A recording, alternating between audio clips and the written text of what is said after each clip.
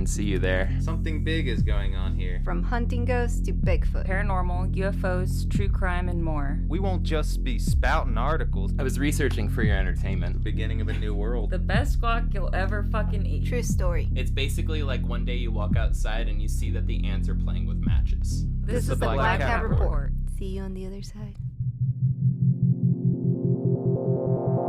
Like a mixture between Lord of the Rings, Star Wars, The Matrix, and a bunch of other movies that should have been left as trilogies, the story we're covering today will take us on a wild road trip through mythical lands with our BFFs like the Greys, the Anunnaki, and a group of suspiciously similar people to the Men in Black. That's right. On today's episode, we'll be covering one of the many origin stories cited by those who believe in a flat Earth. The book we're covering, The Navigator Who Crossed the Ice Walls, Worlds Beyond the Antarctica, by Claudio Nocelli. While Claudio's story couldn't pass a plagiarism test if you compared it to the 1902 work of fiction by Richard James Morgan called The Iron Republic, the story of utopia beyond Antarctica, and this book is in fact listed as fiction nearly anywhere you could buy it, believers view it as a work of historical fact and argue it to be revealing the shocking truth behind this world's complacent acceptance of a radial, manipulated reality. If you don't believe me, stick around to the end of the show when I'll be reading actual reviews I've found for this book. That said, before we knock them for their beliefs, which we will, I'll have to ask you to step back and maybe look at the history we accept other people believing.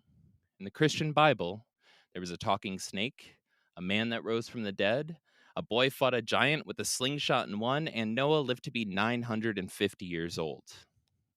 In Buddhism, when the young Prince Siddhartha was left waiting under a tree all day, the tree's shadow stood still, and the 22nd of the 28 Buddhas, Vipassana, lived somewhere between 80,000 and 100,000 years, which wasn't all that uncommon as the average life expectancy at his time was 84,000 years. And while less commonly believed these days, some people used to actually think aliens don't exist, or even more wild, that the government tells the truth. Regardless, the shit I'm about to read is as wackadoo, cuckoo bananas as you can get, and at times veers closer to a religious creation story than conspiracy theory or alternate history. Now, since we can't fly out, let's dig in. Welcome to episode 40 of the Black Cat Report. My name is Gil, and joined with me here today is the beautiful, the fresh, the always fashionable Selena. Hello. The still recovering from Richard Ramirez research Joey. You can live from the land down under. Hey, how's it going? And as for the international Betsabe, unfortunately, they have terrible Wi-Fi where she's at, and she's being forced to live in the moment and party her butt off with friends, as today is her birthday. Happy birthday, Betsabe. Happy birthday! Happy birthday. But fear not, everyone. We do have a surprise special guest host. Now, for the very first time, but definitely not the last, we are being joined with today by one of our listeners, hailing all the way from the state of Ohio, Tim. Tim, how are you doing today, man? Doing great, thanks. Good to be here. Woo! Hell yeah, man. Thank you so much for coming on. We're super stoked to have you. You ready to trek across this flat earth? Yeah, let's go. Hell yeah.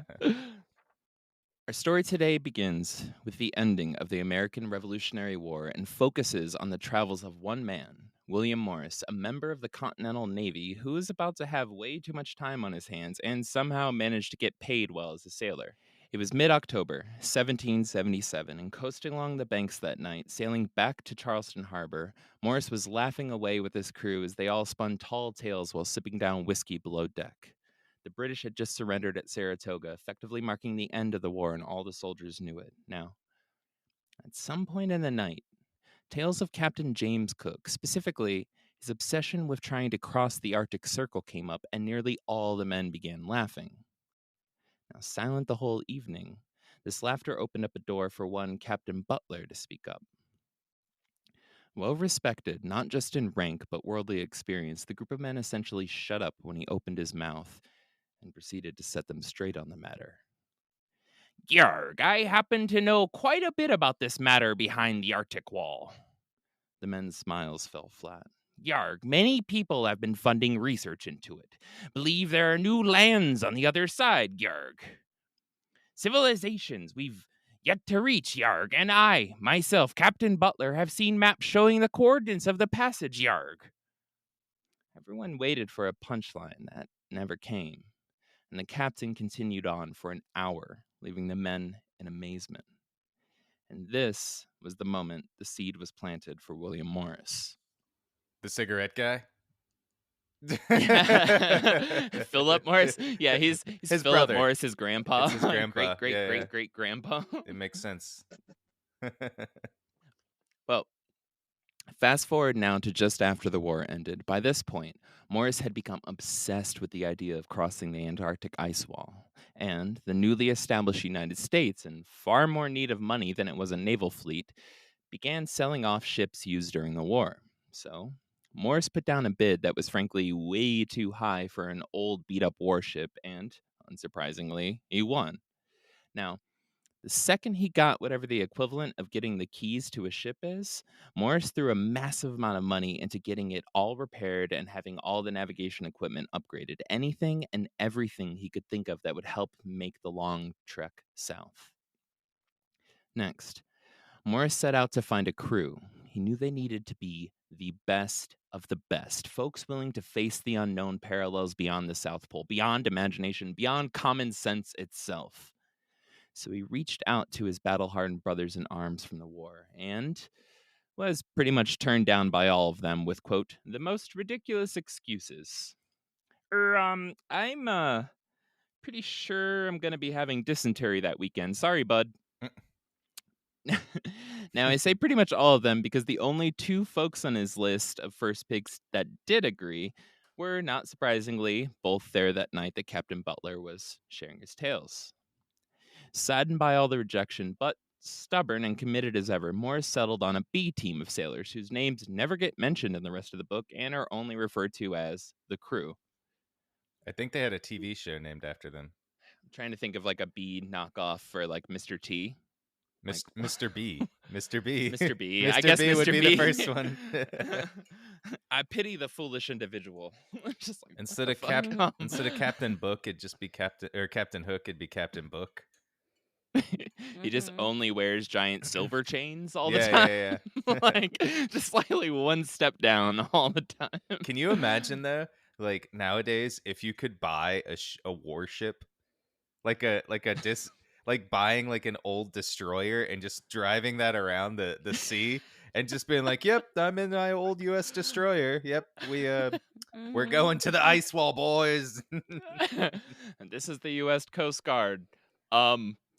Would you consider please stopping the ship? I'm sorry, we don't know how. It's cool if you don't want to. Yeah. Have a good day. Yeah, Damn, that'd be the shit. I know you can buy like decommissioned tanks and shit like you that. can. Yeah. Which would be pretty sick. The only thing Morris needed now was a captain. And who could be more perfect than the man who inspired the dream, the man who'd seen the maps, the man who literally had the coordinates to the great gap in the Arctic ice wall, Captain Motherfucking Butler. Well, nervous as all hell, but with everything else in place, Morris reached out, told Captain Butler the plan, the ship, the crew, the progress, and the men inspired by his word and willing to travel to new worlds. Yarg, that sounds absolutely amazing. I can't believe you pulled such a plan together, such a crew, such a once-in-a-lifetime opportunity. Yeah, and we were all kind of hoping you would, like lead the trip, as like, captain. Yarg, yeah, Yarg, ooh, yeah. When did you say you were going, Yarg? Oh, well, we were going to leave in late fall, so we would arrive in, the late spring. Yarg, yeah, that's a shame. I got a baby shower that weekend. Sorry, bud. And so Captain Butler just straight up said no over and over again as Morris pleaded with him for weeks. That's a little concerning when the person who was like so confident, who pulled the whole thing together, was like, nope. Just was like tipping Not out doing on it. that. Yeah, sorry guys. Good luck. Good luck though. Yeah. You It's might like, get there. bro, yeah, good luck getting there. I mean, hey, I came across it. I believe in you. You got this. Good luck. Well, this brings us to the morning of October 11th. Captain Butler shows up at Morris's house along with a weird, quiet fellow named Fint. That's his name. It's the weirdest fucking name I've ever heard in my life, but whatever. So he's with this weirdo named Fint. They come inside, gather around a table, and Butler pulls out a bunch of strange maps and documents. He then looks over to Morris and says, "Yarg, I accept but on 3 conditions. 1, and my homie Fint here can come. 2, this is a one-way trip. And 3, we're gonna need to be professional about this." Elated by the sudden change in heart, Morris agrees, and they settle on November 14th as their departure date. With barely 1 month to finish preparations, Morris and the crew begin having meetings almost daily. Excitement is through the roof, and every moment that passes brings the adrenaline of adventure closer to their fingertips. But with strange goals come stranger setbacks. On November 12th, with everything in place and everyone prepared to leave in just 2 days, Morris receives a knock at his door. It's Finn. And there's an odd-looking fellow standing next to him, dressed from head to toe in all black. That's right. We've got an old-timey man in black. Whoa, even in the revolutionary times. I know, right? This might be one of the earliest documented cases I can think of with that. But this dude fits the profile. Let me put it that way. He's just very gangly and like basically. It's just like rubbing red lipstick off of his mouth and like trying to find every penny he can to dissolve it. Yep. Well, Fint demanded that they be let inside immediately. Of course. Hey, Morris, we need to chat ASAP. Like, inside your house, like right the fuck now. Yeah, sure. So they busted and came inside. Finn opens a briefcase, pulls out an old-looking manuscript, and begins reading it out loud. This is about to get weird. Then by demand I subscribe in major importance hereby desire of our lords that the doors of knowledge be closed to those who refuse to be part of our glorious path and liberties granted. End quote. He continues reading out loud for a little while until Morris asks if this is some kind of initiation rite. Now, I'd like to point out here, everything I'm about to read is pulled as a direct quote from the book. Quote, "Exactly, comrade. Precisely those who did not pass this initiation are the marginalized. Better said, we are the marginalized." Finn, I demand, please explain a little. I'm not understanding anything. What does this text mean, and what does it have to do with our trip? Look, I'm going to explain a little of the situation. This manuscript belongs to the custodians, as we call them, or as they call themselves, the sun gods. And they found out about your trip through Butler. The high spheres are aware of it, and it does not make them happy. This manuscript raises that they will not let anyone leave these lands by demand of the lords. Who are these custodians? It's just Morgan Freeman. It's just Morgan Freeman. Well, Fint went around in circles, and his strange friend opened his mouth for the first time. Interrupting, he commented that these custodians were not happy about our trip, and that was the only thing they could tell me. End quote. Fint went on to say that in no uncertain terms that the trip should be canceled in order to avoid risking everyone's lives. Morris promptly told them they need to get the hell out of his house, then ran over to Captain Butler's place to try and ask him what was going on, and, surprise, he wasn't there. Morris proceeded to gather his crew, told them about the weird interaction with Fint, and learned that the captain had been missing for weeks. They then all agreed the trip should be postponed until they can find the captain. So at this point, they're finally dipping into high strangeness, right? Like you actually have like this crazy, sailor tale, like kind of like shit about like there's shit beyond, the Arctic walls and all this stuff. There's inspired. They finally have a team of people that are like, we're going in, we're gonna find this shit. Finally got the captain on board, and now basically Men in Black and some weird ass little lackey dude Finn like shows up and is threatening them in one of the weirdest ways possible. He's just like belting out this like rite of passage fucking initiation right thing, not explaining a goddamn thing, and assuming that like Morris understands the context of any of this, right? Shit's weird. A lot of that is quoted directly from the book. And again, like I said, I will be reading reviews at the end of this episode. People believe this as fact. Like, the shit's about to get real fucking weird. So just buckle up. People also believe that Dianetics is fact too. So It's true. yeah, I It's mean, true. And people want to believe what they, people want to believe something that they can latch onto. People that are looking for meaning, it makes complete sense. It's cool and interesting, as long as you don't murder people or, hold people hostage or down other people's beliefs or make sure that other people can't live their life, then believe what you want. well, you know? well, Joey, that is fine and good. I am here to bash everybody's beliefs equally. And I'm just going to say that I think a lot of times people get into flat earth like conspiracies, whether they go down a YouTube rabbit hole or whether it's Craig that works with them at the convenience store or like whatever the fuck happens. People get into flat earth beliefs and it's like a slow indoctrination into it. Like you don't actually realize like what's at Yeah. the end of the belief cycle, right? The belief path. You just kind of start to question like, yeah, how come this is that way? Yeah, how come this is that way? And so on and so forth. And you start questioning things and you start believing the conspiracies.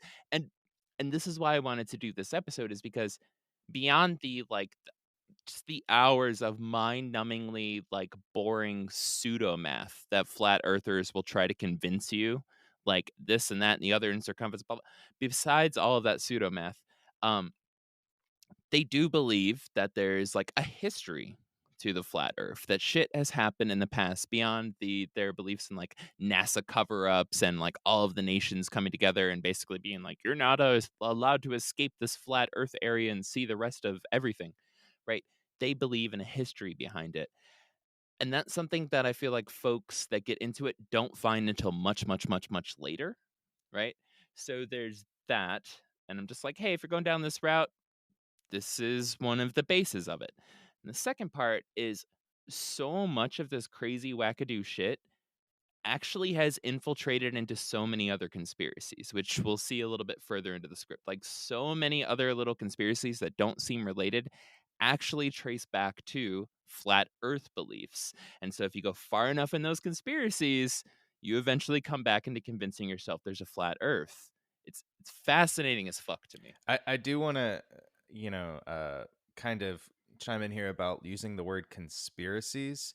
I just want to Mhm. say that it's more like truths. So I think we should start calling them truths because I did kind of go down a YouTube hole yesterday when we talked about flat Earth, and when I was actually trying to disprove it, and Mhm. I kind of we'll find out later in the episode what I believe. So just keep listening.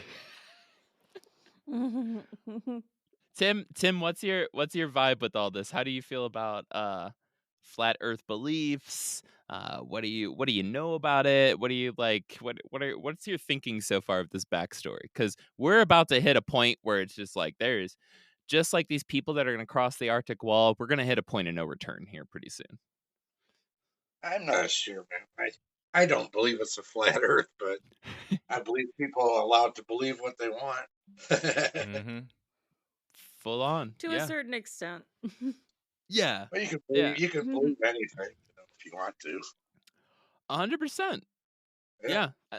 And that's getting into this shit. I realize like how much it veers on like religious beliefs. Like it starts to feel like a religious like creation story.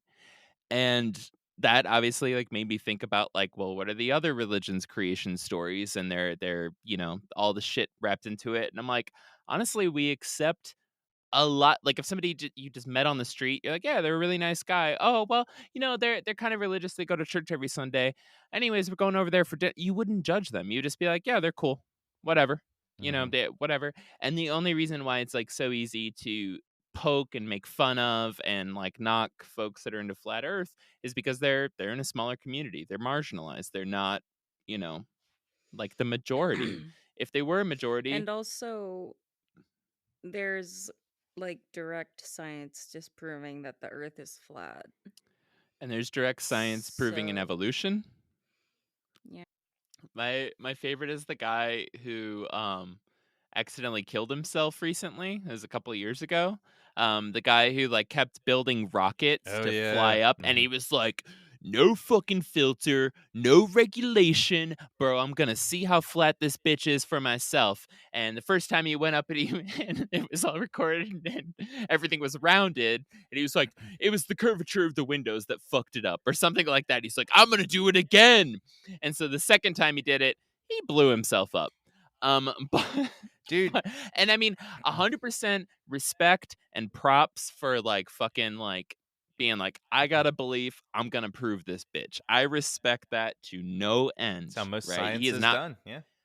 I respect that to no end, but there was a fun point of irony, which again goes back to like this has threads of almost like religious like faith in it, Yeah, where it he's does. just like he saw it with his own eyes and still was like, nope, couldn't have been right, gonna try again. And it's just like, how many times do you need to do that, my man? If You that know, i- like there's that blind faith. if that dude didn't like hop on the rocket himself, he could have created SpaceX's counterpoint, FlatX, and could have just made that company go against Elon Musk. There you go. He could have been Yeah. a billionaire by not Oh strapping my God. himself.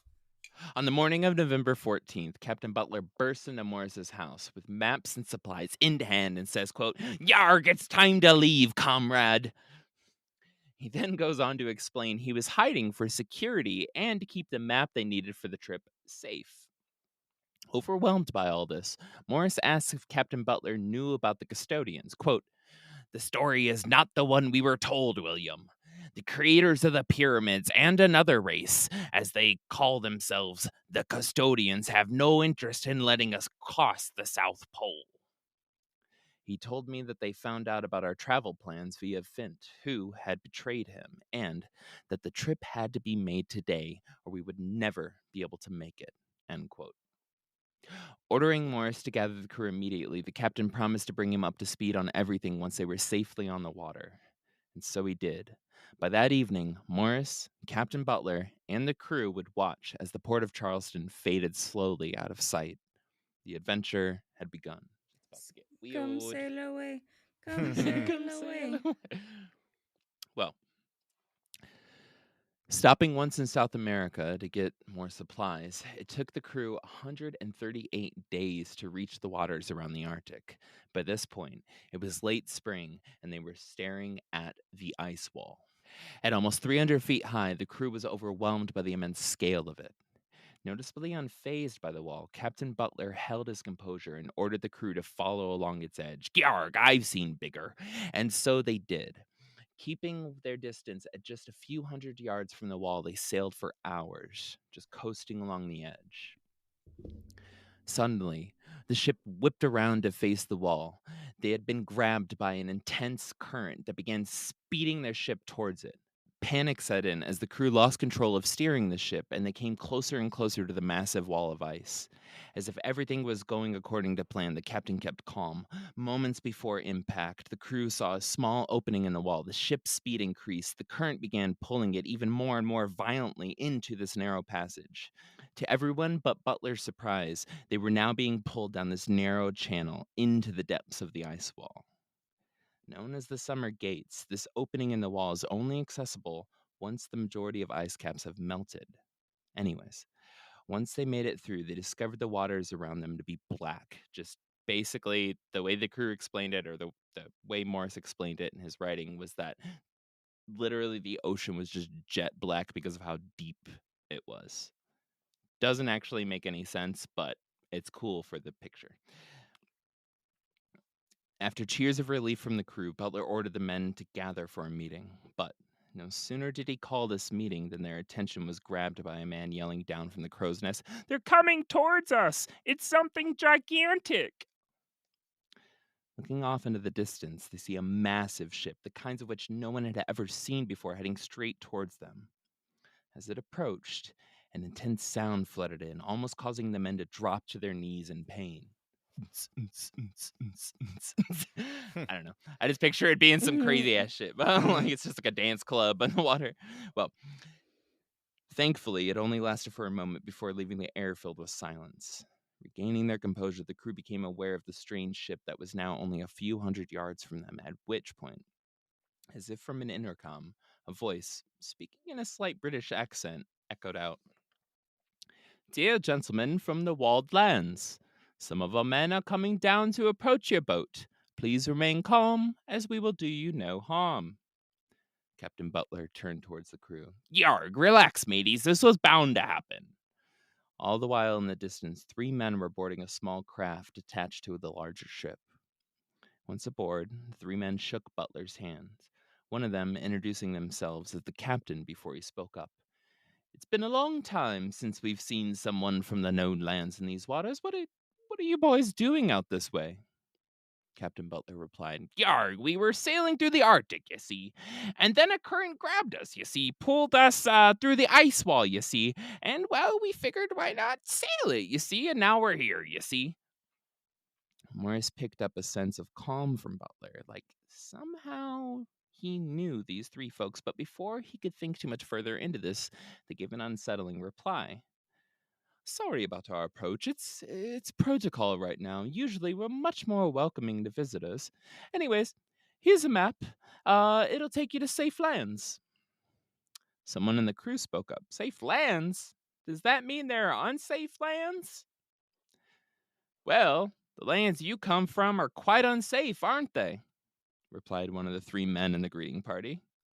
You'll be fine. Just follow the map we gave you. Morris couldn't hold in his questions any longer. Where did you come from, sir? One of the 3 then replied, From the ancestral republic, sir. The 3 then got back on their small craft and made their way towards the larger ship, constantly looking around the entire time, almost in like a paranoid manner as they made their way. Butler immediately ordered the men to head full speed towards the ancestral republic, leaving no time for his confused crew to gather their thoughts and start asking questions. Midway to their destination, Butler was finally asked if there was anything they should know before they dock at the ancestral republic. He basically just dodged the question by simply reassuring them they would find their answers once they made it, which seems to be a constant theme of this story. Every experience just brings more and more and more unanswered questions. But anyways. All right. So yeah, at this point, finally got the crew together. They fucking like made their way past South America. They made their way through the ice wall. They were all like, yay, we made it. And they were like, what the fuck is that? And a giant ass ship was just approaching them on a black sea. Very cinematic, right? And then these people popped up and they were all just like, yeah, so like, anyways, you need to get the fuck out of here. There's actually some sketchy shit going on. We'd normally be a lot more chill. Here's a map. Here's some coupons for Sephora. You'll have a great time. Get your way over to the Ancestral Republic. Everybody's just confused besides Butler. Well, the crew arrived in what can only be described as a bustling modern city. And by modern, I'm talking about advanced past even today's standards. Vehicles silently moving around through the streets, massive buildings, all that. Picture the city in The Fifth Element, but without hover cars and Bruce Willis as a taxi driver. I would also like to point out here that in the book, it said that the crew is amazed that they can seem to find the means by which light bulbs are connected to electricity throughout the city. This is a problem because light bulbs weren't invented until January of 1880, and this is supposed to be happening in the 1700s. But who am I to start attacking this book right now? They saw the future. Yeah. And the But future it's like, is now. the future is now. But there is a section where they're like, oh, how are these connected to electricity? Da, da, da, da, da, da, da. And it's like a whole part. And I'm like, this is dumb as fuck. First off, light bulbs weren't invented yet. Second off, I don't even know if like Ben Franklin, like, got struck by lightning with a fucking kite at this point, the kite and the key, like situation. Like we were very rudimentary in our understanding of electricity at this point in time. So for there to be a crew of people that were all just like, "How is this working?" Like they should have just been amazed by everything, not just the fucking light bulbs that were in the street. But again, I digress. Anyways, pretty soon, the crew is approached by representatives from the Ancestral Republic, and they are asked to come with them to meet the president, Fa-El. When they get there, Fa-El explains that the Republic is on the edge of war, the custodians are advancing, and then at any moment, shit's gonna pop off. Okay, so at this point, the book goes on and on and on with dialogue between Morris, President Fahel, and Captain Butler. Most of the commentary is completely void of context, and all the questions raised are passed along to later chapters for clarifications and answers. In other words, it becomes a sci-fi drama where the reader is supposed to already understand the significance of everything, right?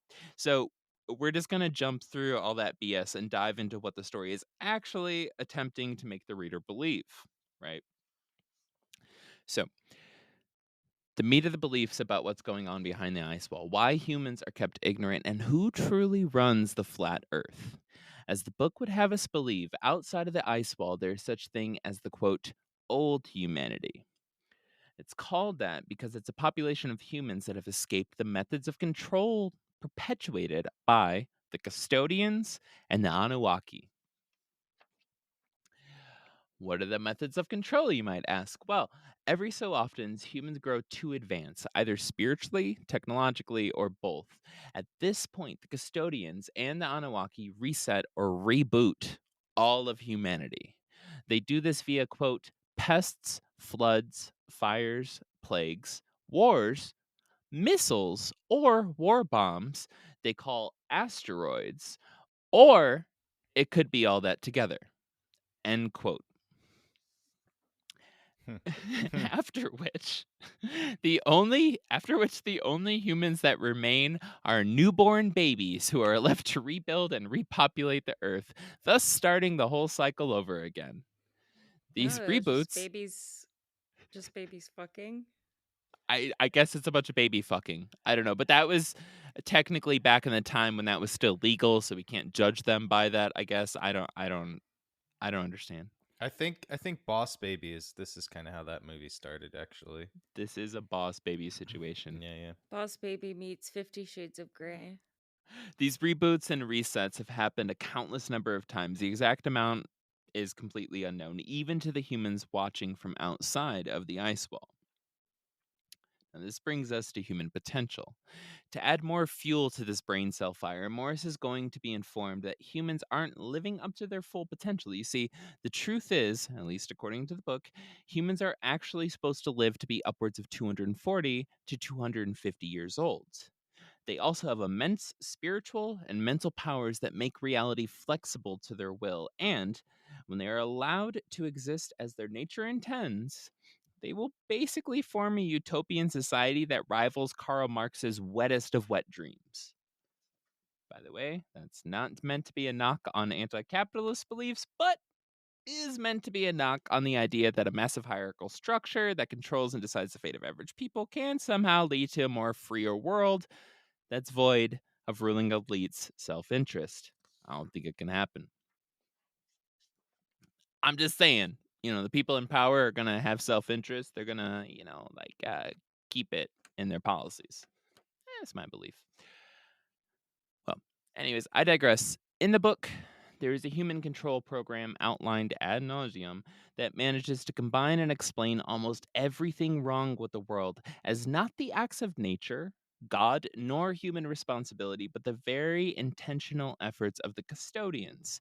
It claims that between resets, the custodians spread disease that, in effect, limit the true power of humans, that these manufactured diseases are given to the newborn babies left after resets, and that the effects are maintained between generations and resets by regularly poisoning the air. Now, if you're thinking this sounds vaguely similar to modern conspiracies around, to modern truths around chemtrails, you would be right. In fact, the belief that there are races controlling humanity is firmly planted in the heart of many modern chemtrail theories. But enough about that for now. Let's get back to Morris, Captain Butler, and the crew. So, that's what I'm getting at here. You go far enough into the chemtrail shit, you're going to start to find who? The Anunnaki that are behind the reptilians, that are behind the population control programs, that are behind the government setup, that are behind shit getting sprayed on people through airplanes. You go far enough down that rabbit hole, that's one of the fucking seeds of beliefs. Like, that shit's fascinating to me. And it's not saying that there's no basis whatsoever for like shit being sprayed on people. Like, God damn it, all of Vietnam is a perfect example. But like, there is a total historical basis for this, and there is cloud seeding that takes place, and there's programs to try to get rain to come up in other countries and shit like that. That's like where there's droughts. But you go far enough down that rabbit hole, and you circle back, ironically, to a flat Earth. I don't know. What's everybody's thoughts on this? I thought that was a bombshell, at least for me, in looking this shit up. Yeah, it looks like they're trying to tie in their beliefs with a lot of other stuff so that more people with fringe beliefs are like, oh, yeah, that makes sense. Yeah. It's definitely, what is it called? They're joining everybody to one, Mm-hmm. to one like central idea, to like kind of like a pyramid, so they can get more support for everything they do, because like you don't most people don't want to be the only ones believing something. And so if there's like very 100%. little like people, I mean, there's those people that like, oh, we're us against the world, but some people are like, oh, like this kind of ties into this thing, and this ties into this thing, and like, don't you believe it too? Like, look at this little thing, look at that little thing, like they all tie into this little thing. Like, let's all believe it together. Like, oh, wouldn't that make sense if it leads here? And Yeah. so it's they obviously want the connection with other people. They don't want to just be sitting at home on their computer by themselves on their YouTube hole, looking Yeah. at their truths. Tim, what are your thoughts, my man? I'm lost. Well, where are you lost at? Where are you lost? I'm following. Well, what are your thoughts about like the it tying back to some of the foundations behind chemtrail shit? That was fascinating to me when I found it. Chemtrails are amazing, aren't they? Yeah, it's a fucking They, insane history. they're saving the world. One streak at a time. Yeah, hundreds of streaks at a time. And like, I don't know. I feel like with my view on like chemtrail stuff is like I don't put anything past um a government, or even at this point in time a private industry, right, or a private company, like just guinea pigging a large group of people. I do not put that, like, you really have to ignore a lot of history and proven legal cases to do that. Like, it has been a constant thing. And to just assume that everything only happened 20 years ago, but then 20 years from now, we watch more documentaries and we're like, wow, can't believe that happened 20 years ago. 20 years from then, wow, can't believe that happened 20 years ago. It's kind of ridiculous. Now, do I believe it to the full extent? Fuck no. Do I believe they do shit? Fuck yes, 100% of the time. Anyways, so since we last left them in the story, shit did pop off and war did come to the Ancestral Republic. Captain Butler managed to go missing again. A bunch of civilians were dying everywhere, and the crew barely made it back to the massive presidential building before all of them got separated in the chaos. Anyways, Captain Butler showed back up, told Morris, "Yarg, don't worry, homie. I'll wrangle up the crew and bring them back here." Morris then managed, and I am not misrepresenting here. Morris then managed to fall asleep on a bed in the middle of a bunch of people like just crying and screaming and bodies and shit everywhere. It was a fucking weird situation. But also, Morris has the habit multiple times in this book when it's a really stressful situation, just be like, I guess I could take a nap. And then he just falls asleep somehow in the middle of chaos over and over again. He's like, There's too much on my mind. How could I possibly? And then he woke me up 4 hours later, and I was like, Most what the people have fuck? fight or flight. He has fight or sleep, and he just sleeps. Oh my god, that explains Morris too well. Mm-hmm. Well, like I said, Morris fell asleep on a bed in the middle of a bunch of people crying and screaming, only to be woken up by Butler and the whole crew standing around him. Everybody hugged. Then Captain Butler was like, Yarg, follow me. We're about to go on a secret mission to recruit the Giants, aka the Anakim. That's right, motherfuckers. There's giants. So We're going full they all circle. ran. Dude, wait, yeah, again, ironically, somehow we're going full circle. We're going full square around this flat motherfucker. So they all ran through the blown up city and ended up on a futuristic blue spaceship thing that flew them from flew them to the capital El Arca, aka the Ark, where everything was chill, but they couldn't hang out that long because they had to rendezvous with, I don't know, somebody that Captain Butler knew, and basically semi-steal this like super massive, super important ship so that they could sail to the land of giants and recruit them for this war that was building. Right? They sailed the ship towards the lands of the giants, stopping only once along the way at a port where everyone realized Captain Butler was actually from beyond the ice wall. What gave this away was the 6-year-old girl and the woman that walked up to greet him on arrival. It was his family. Yarg, I missed you, Captain Daddy. Yarg, I missed you too, Skipper Penelope. Yarg, and you too as well, Captain Wife. Yarg, Yarg, welcome home, Captain Husband. Anyways, shit was weird. They stayed there for 2 days, then got back on their way towards the land of the giants. Wow. I wish I was making this up.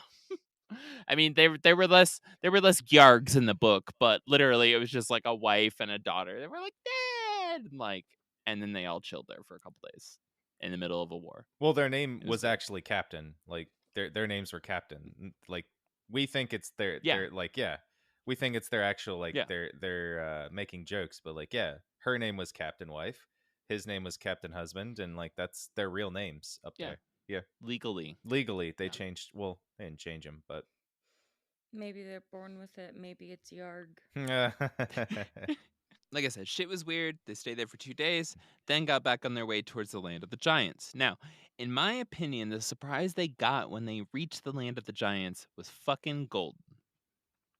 Turns out they were just slightly above average in height. I was about to say that they were probably like That's so 5'8" or funny. 5. They were probably like 5'10" or 5'11. They like commented on it a bunch of times in the book, but they referenced everything in meters, which we all know is like a lost form of measurement. Like, who the fuck knows how to calculate that anymore? Yeah. So Doesn't like most of the world, and just not us? We'll start calling them and to everyone's non-freedom surprise, units. yes, anti-freedom Anti-freedom units. Now, in my opinion, the surprise they got when they reached the land of the giants was golden, yada, yada, yada, yada, yada. Turns out they were just slightly above average in height, and to everyone's surprise, they had clothes that fit. Now, props to this book for making me realize I had an unacknowledged stereotype of giants. I don't know if it's just me, but does anyone actually picture giants with nice, well-fitting clothes on? Am I the only one that had that revelation? Like, if I picture a giant, they're always wearing, like, I don't know, a fucking loose burlap sack. Like, they're never in well-formed clothes. Ever. Well, I think of that- Andre the Giant, and the Mm-hmm. wrestler, and he was never wearing well-fitting clothes. He was like all slabby. What are you talking about? That spandex was very well fitting. That was very form-fitting. That's true. Yeah. Yes. Form-fitting. Every nook and cranny visible. Yep. But it's always just looks like they're just all, like, fucked up and you caught them on laundry day. You've never seen a depiction of a giant that's actually, like, well-dressed. Well, it takes a long time for them to do Propaganda, laundry. They're trying to make us look down on giants. Mm-hmm. Because they're tired of being looked down on by giants. Yeah. Damn it, you right, girl. Let's make giant positivity happen. We need to. Because giants can be successful people with fitting clothes. Yeah. You know what? I support Ben Kissel from last podcast on the left, Mm. and I think We don't care what Gentle Henry he and dresses Marcus great. say. Yeah. I don't care what they say. Anywho, so besides being slightly above average in height and having a basic understanding of fabric and measurements, they also held the keys to the final, most important part of the story behind the human race.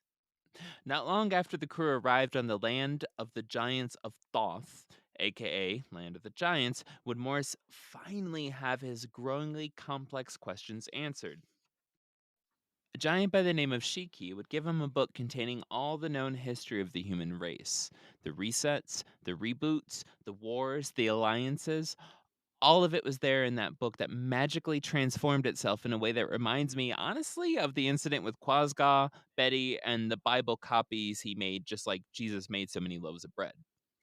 Here again, I must break with the narrative of the book and give you the summary of all the BS it slowly indoctrinates you with. Before you go into that, I just imagine someone coming up, like the Giants coming up and being like, "Here's the reboots," and then they just handed him the Matrix 4. And then the human race, I just imagine that the Giants, like, he's like, "See the magic of the human race," and they go into this big coliseum, and there's just a bunch of regular sized humans running around a track, and they're like, the Giants are betting on them like dogs and horses, and they're like, he's just like, "What is this magic?" And he's like, "We call it betting here, simple human. We bet on humans." It's And then a human Joey. comes up and eats oats out of their palm. Yeah, yeah. Aww. Here you go. Come here, little human. No, Come no. here. Has a carrot in his mouth for him. Oh my god. All right, we're about to get into some shit. I know I've been introducing you guys like slowly to the narrative, the creation story, the mythology behind the human race, as we know it in the known world, becoming aware of the fact that the Earth is flat and that there are more worlds, more flat worlds out there beyond the Arctic ice wall. Right? I know I've been slowly bringing you into this, but now, at this point in the story, you're about to learn the fucking scripture. All right. This is, how can I put this? This is the 10 commandments of a flat earth. That's what you're about to hear. And don't quote me on the count. There are 178 known worlds. And when I say known worlds, I mean collections of continents that are encircled by some ring of land or ice. Each one of these 178 known worlds has a membrane or dome that covers them, basically creating their own unique ecosystem. Now, the custodians are basically a race of mega assholes who are trying to exploit, manipulate, and control everything, similar to the Anunnaki. And at one point in time, as they were cruising around trying to find more shit to break, they came across a dome that they couldn't get into.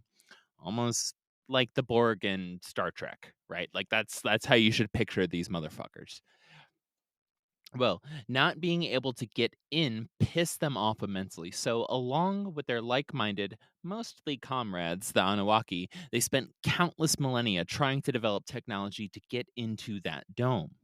At some point, they did get in, but whoever they sent in was immediately vaporized. Eventually, they put two and two together and realized, oh shit, these are the celestial lands, which basically means they're lands of conscious energy, right? They're not a physical place, it's just an actual conscious energy that lives inside of this dome.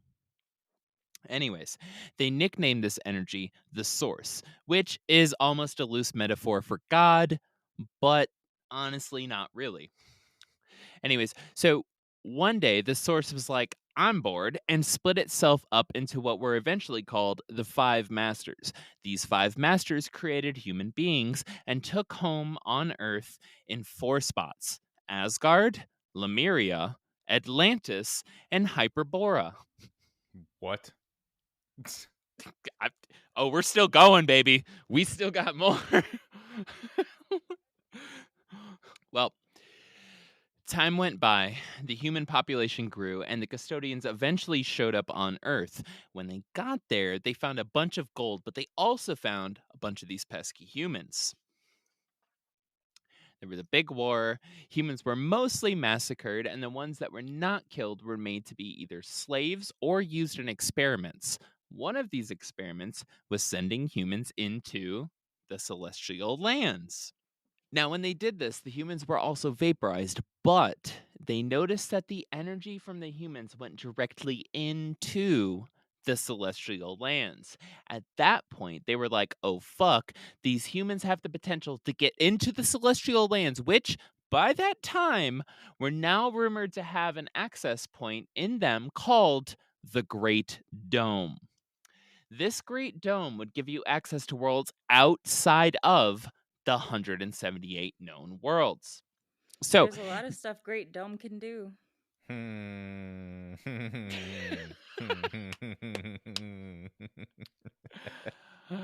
nice. Nice.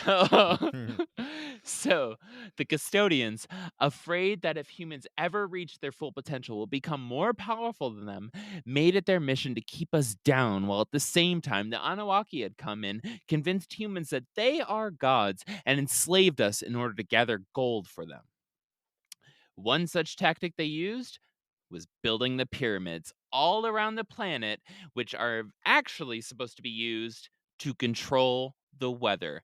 That's right, motherfuckers. The Anunnaki are controlling the weather through pyramids they put here multiple resets ago, but it's not really as effective anymore because so much shit's gotten fucked up.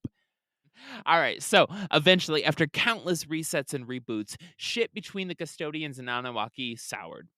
They had a really long, really intense war where they basically depleted each other's resources and populations down to levels that made it impossible for them to maintain the colonies they had set up on Earth.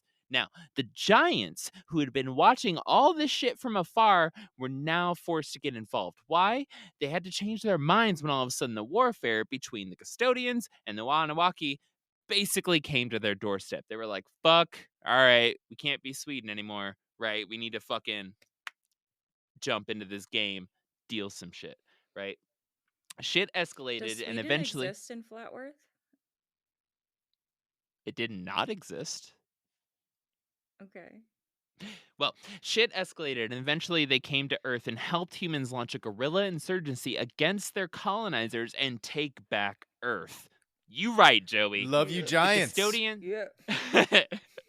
So all that said, after they, launched this guerrilla insurgency and fucking took back Earth from the few colonizers that were still there that were representing the custodians and the Anunnaki, majority of their resources were depleted and being used in the war between each other. Well, the custodians eventually won the war, came back to Earth, and were basically like, what the fuck? Like, what happened to our colonies? Everything's fucked up here. But with their economy tanked and their population in shambles, they didn't have the ability to recolonize the Earth. So they reached out to the Anunnaki, made a deal with them in exchange for what else? Gold, and enacted a policy of controlling humans by any means necessary, with the goal being humans can never rebel against them if they never know they are being controlled. When shit popped off the last time, a bunch of humans made it out, formed the Ancestral Republic, and have been waiting for the chance to come in and liberate Earth ever since. Ooh, and what was the last part? Ooh, and the Greys. The Greys actually work for the Anunnaki as basically a bunch of clone servants that are used to help keep humans in line. Yeah, we had to catch people up there because if people don't know who the Anunnaki are. Wait, Yeah, I have a yeah. question. No, So the yeah. giants are coming back to refree the Earth, or are to Well, at this re-liberate? point, they're hybrids between humans and giants. But what was your question? That's what I was asking. Is like who's coming back to liberate the Earth? Ancestral humans. Ancestral humans. Thank you. Yeah. That's what I was looking for. Yeah. Who and there's a decent portion of them who are hybridized with giants at this point, because if you fight together, you fuck together. And on top of that, shit, I feel like I'm missing somebody. Oh, the giants were the original gladiators. Anyways, that's something in there too. Yeah. So thinking about the giants, Mhm. just like speaking of human giant hybrids, my Yeah. uncle is like 6 foot 4, and his wife is like maybe 5'8", and my Okay. cousin came out almost 7 feet tall. So when we Mm. imagine those giants, I'm just imagining a bunch of teenage football players That's or basically like what they look like. the Harlem Your Globetrotters. cousin But is one of our liberators. yeah, your cousin is Yeah, here to well, free his us. ancestors. Ancestors, yeah. I salute your cousin's efforts to liberate us from this round planet. Well, I do want to say Yeah, and he that did it through football. yes, and I also want to adding to that, Selena, Eli Manning, um, he liberated us from the New England Patriots' perfect season, and I think that Mm-hmm. that was an amazing Mm-hmm. gift that the Giants just keep on giving us. Didn't And he what also save us from thirst with a Gatorade commercial? He did.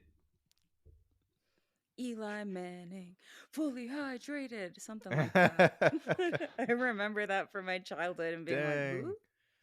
In conclusion, the whole crew eventually dies of old age outside of the known lands.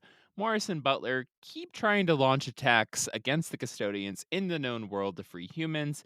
It's eventually decided that spiritual liberation is the number one way humans can free themselves, and there is a long, long portion of this book that is basically saying don't trust with like anything that you see with your own eyes, right? Have spiritual belief that this is the truth and continue fighting forward. If you develop spiritually, we can beat the custodians. Now that y'all have heard the basics of this tale, I wanted to share with you what literally convinced me to cover this. And it was the Amazon reviews. Must read Awesome Truth by Horse Mom. 5 stars. I could not stop reading once I started. The truth of this short story is engaging and a must read for every kid and adult. It has been translated bad and not edited well for English, but don't let that deter you from the message. Of course, the reader is left with questions, but getting the beginning of the truth out is so imperative. God is mentioned as source energy, and it all makes sense if you put lots of other stories together. This may or may not be the total truth, but it's definitely worth reading and looking at the similarities that are going on in our present world. It is a little expensive for a short book, but read and share. Wake up and resist the reset. Y'all can Jesus. laugh out loud. This is fucking ridiculous. I'm sorry, but this is Oh, fucking stupid. God. I'm sorry. Horse I will mom? fucking call a hit on a hit. Like, this is not okay.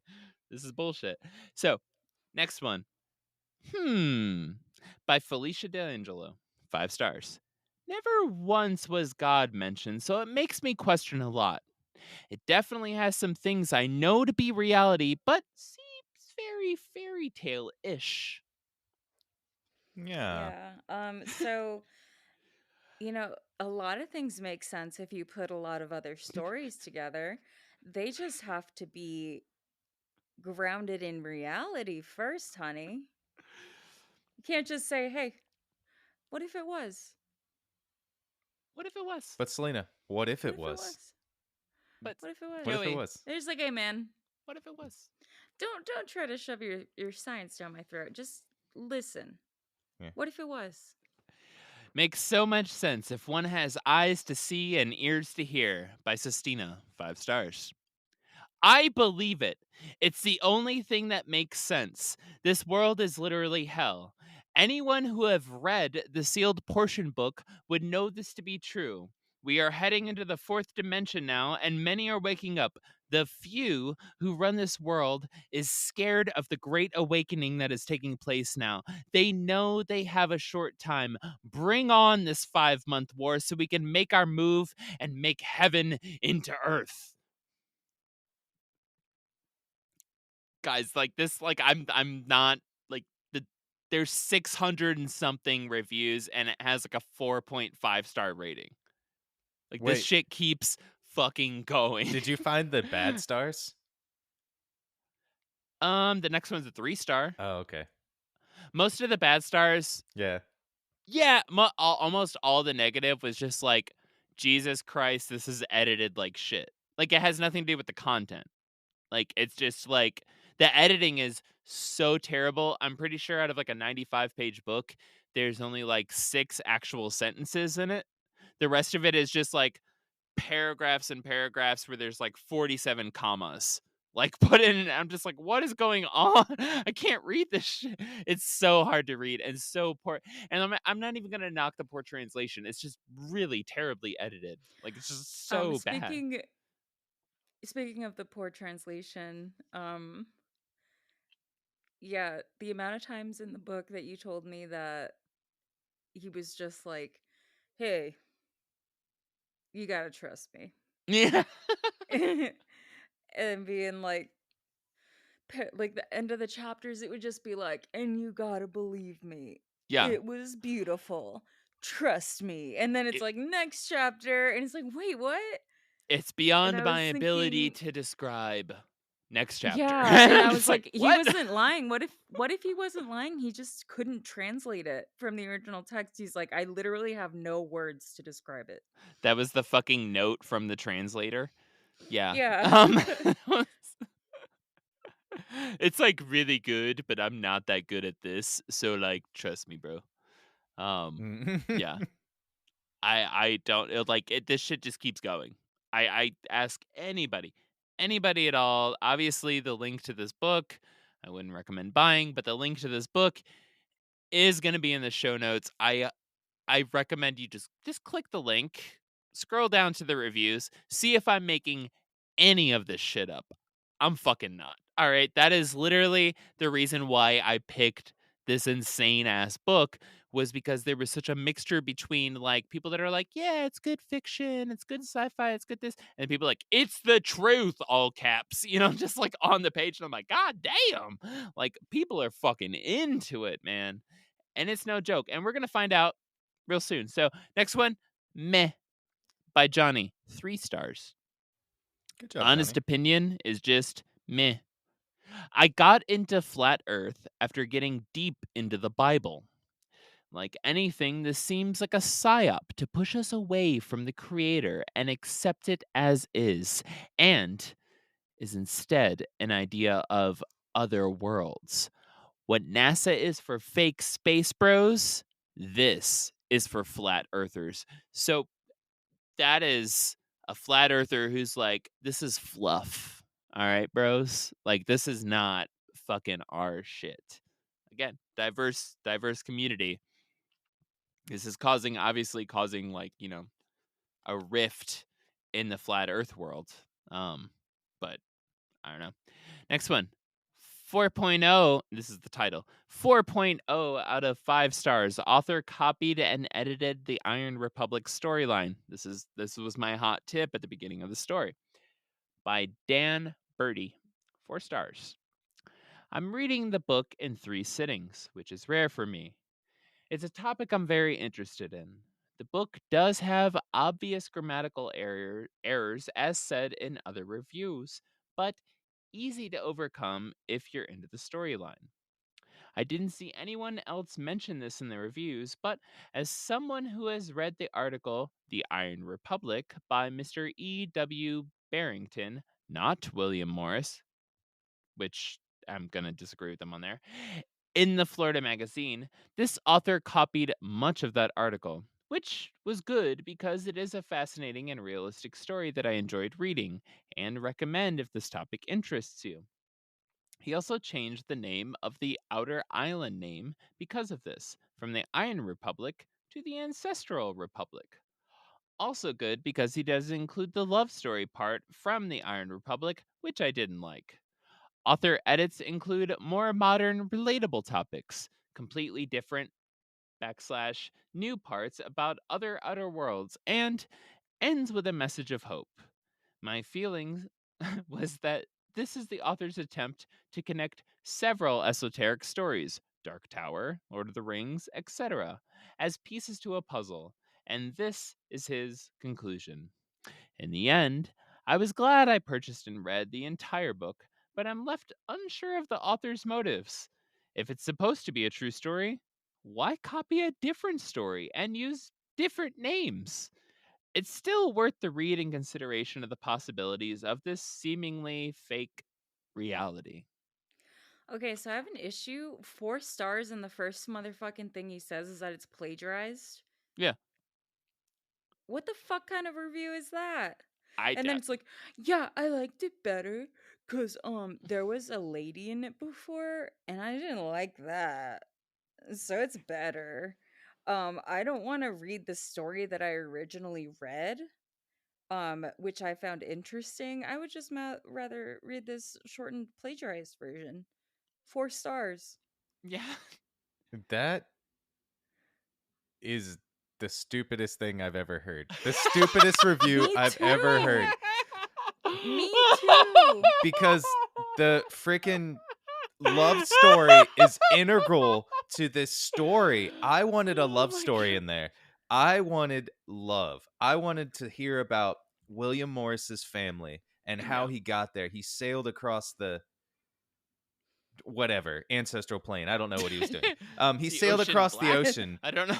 the ocean white with the white walls of the freaking ice walls. I just think of freaking Game of Thrones when I listen to this story. And they get on the other side, and there's all these White Walkers, which they never explained in the freaking show. They just randomly died off and killed them off because blah blah blah because they're Mhm. amazing and the heroes of the story have to win. But Yeah. I wanted that love story. I wanted William Morris's heart to yearn for his wife and his kid, and not just be like, "Oh, hey, I haven't seen you in like years. Yeah, it's good to see you. Yeah. Hi, Skipper. Hi, I sailor love you wife, to the captain ends wife. of flat Yeah, earth. I love you to the ends. Don't push me off though."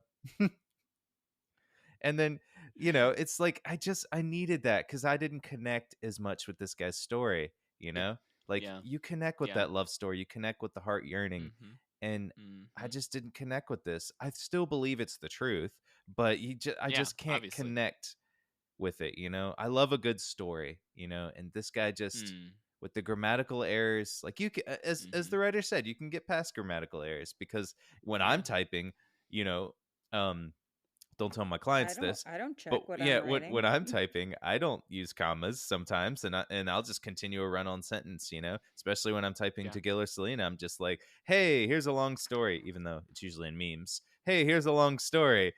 This is what's going on, and they're like, okay. And Gil is showing up the papers for the audio medium, saying that he probably A didn't use a comma at all.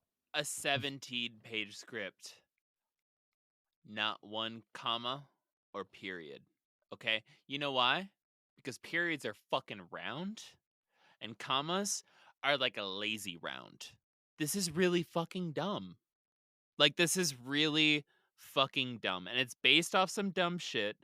Some dumb shit that within literally, if you read the reviews of the book you're buying that convinces you of this, you'll learn it's bullshit. Like, please don't go down this route. Like, I hope that if somebody's passively going in this direction in life, just take a quick segue, cut around real quick, look at where it's leading you towards, and step back and be like, am I cool with that? If you are, fine. Run towards it. Great life. Have fun. But if you're just dabbling in this shit, really stop and consider like where it's taking you. That's all. I'm sorry to get preachy for a moment, but Jesus Christ, this is some dumbass shit. And I'm nervous. So many people are into it. Like, I'm really concerned. I don't know. Go out and get into fuck, what's that called? What's that sunning thing called where you like put your Tanning? asshole out towards the sun? No, no, no, no, no. There's a fucking thing where you're supposed to like go out every day, literally spread your ass cheeks and have the sun hit your fucking asshole and do that on a regular basis to feel better. What's that called? Anybody else know what that's called? I don't remember. Anyways, it's a fucking thing, okay? Go get into that. All right, at least you're getting vitamin D. Go run towards it. Your butthole's gonna get sunburned. That's fine. You'll grow up. You'll be okay. But like, It's called perineum is that what it's called? sunning. Yes, perineum Perineums. sunning. It's a fucking thing. It's getting more popular. People fucking It's a joke. no, it's not. I know people are actually doing it, but it was a joke to Like begin this with. book. Like this book. Well, Yes. Well, anyways. guys, if you're sailing around the seas of this knowledge of this book, Yeah. and you continue on your boat around this knowledge, just around the corner, you won't see flatness. Mm-hmm. You'll You'll see a see a curve. gaping asshole. Mm-hmm. You see a gaping asshole, which is the hole in the ice wall that Mm-hmm. you're going into. Mm-hmm. And you don't want to go there because there's no knowledge there. There's no knowledge there. There's no truth. Yeah. So I don't know. That's why the water was black. Yeah. Yeah. My one thing, and I've said this before, I don't know if it's been on the show, but the one thing that I do respect as an argument about flat Earth, I do have one fucking thing where I'm like, damn, you got me. So like we think outside of the planet Earth, space continues on forever. It's infinite, right? It just keeps going.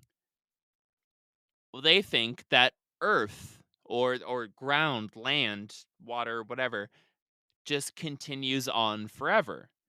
And their argument is like, okay, yeah, but you think space just goes infinitely? Why is it insane that we think that land just keeps going infinitely? And I was like, all right, Because that it's been actually. scientifically proven. No, I know. I know it has, and I know that like planets exist. Although, according to the maps in this book, Mars is a collection of land, and the Pleiades system is a collection of land. Also, the Eden Islands are a thing. All of the planets, all the solar systems, all of that shit are just collections of continents that you can travel between domes into, right? There's 178 of them. It's I mean, fucking that's stupid. But yeah, I don't fucking know. We're flat.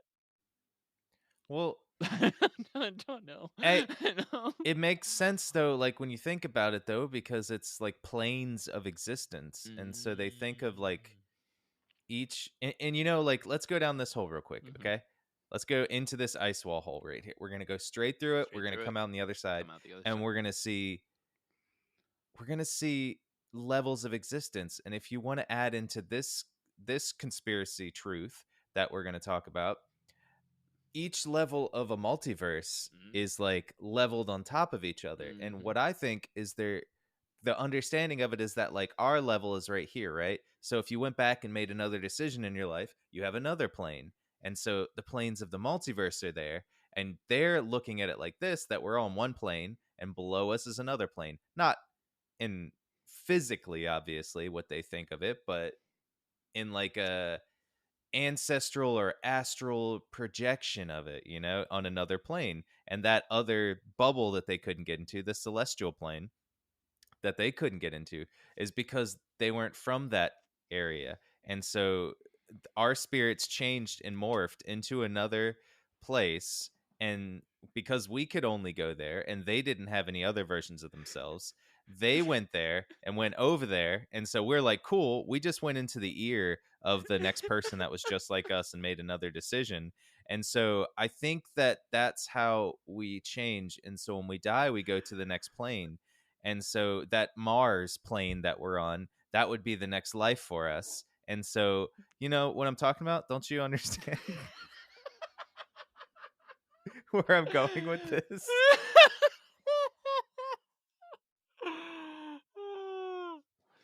Joey, I couldn't agree more. And I'm just mad that you just released that on the show because that was gold. All right. I'm pretty sure you better go lock your doors. The Anunnaki are coming. They want that gold.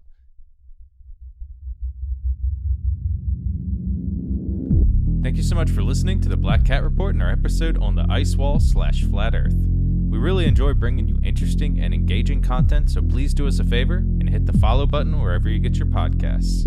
You can send it in to us show ideas via our email contact@blackcat.report or on our Instagram page. We can't wait to bring you more content next week, and as always, we'll see you on the other side. Also, happy birthday, Betsy! Woo!